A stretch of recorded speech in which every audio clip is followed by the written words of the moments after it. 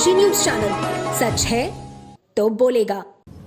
काशी हिंदू विश्वविद्यालय में हृदय रोग विभाग के विभागाध्यक्ष डॉक्टर ओम शंकर के आमरण अनशन का 11वां दिन, जो कि निरंतर चल रहा है। अनशन के 11वें दिन बीत गए। बीएचयू प्रशासन की ओर से प्रोफेसर ओम शंकर की मांगों को लेकर अब तक कोई तत्परता नहीं दिखाई गई है। इस दौरान डॉक्टर ओम शंकर ने बताया कि 13 मई को प्रधानमंत्री वाइस चांसलर से मुलाकात करके चले गए।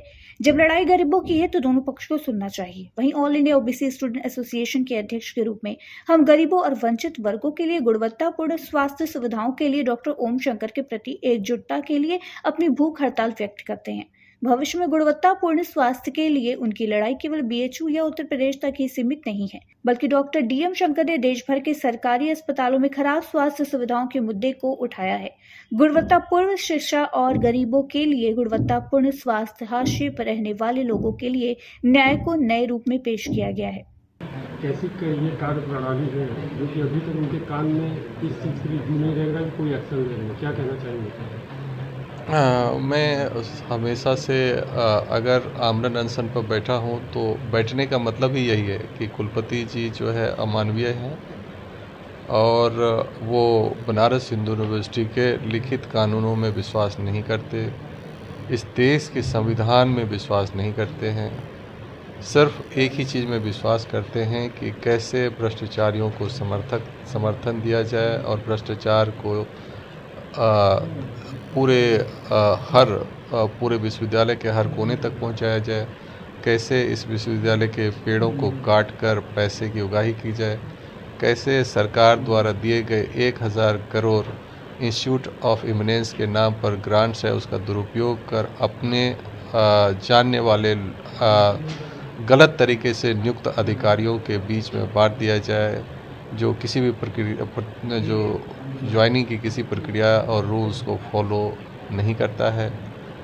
वो इस चीज़ में विश्वास करते हैं कि कैसे एक अपराधी न सिर्फ चिकित्सा अधीक्षक पद पर बनाया जाए, बल्कि वो कैसे अपने पूरे कार्यकाल पूरा करने के 3 साल के कार्यकाल पूरा करने के बाद भी अपने पद पर जबरन बना रहे।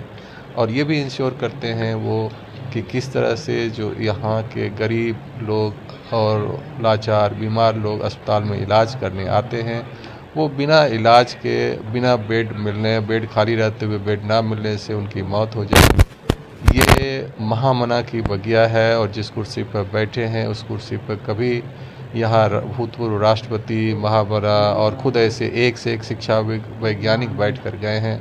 ये बड़े ही शर्म की बात है और सबसे दुख की बात है कि जो मेरी डिमांड है वो सिर्फ एक चीज़ मैं कह रहा हूँ, बनारस हिंदू यूनिवर्सिटी को कानून से चलाएं, एग्जीक्यूटिव काउंसिल का तुरंत गठन करें।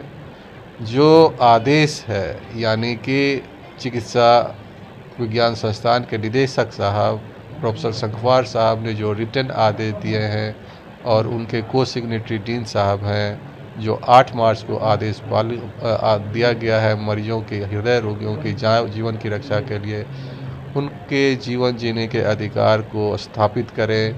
एक अपराधी चिकित्सा अधीक्षक जिसका कि ज़्यादा से ज़्यादा कार्यकाल 3 साल का हो सकता है, वो 6 मई 2024 को पूरे रूप से हटाएं। ये आपका नैतिक, मौलिक और संवैधानिक दायित्व है। ऐसा नहीं करके आप एक अपराध कर रहे हैं और महामना की बगिया के उसूलों आदर्शों की धज्जियां उड़ा रहे हैं।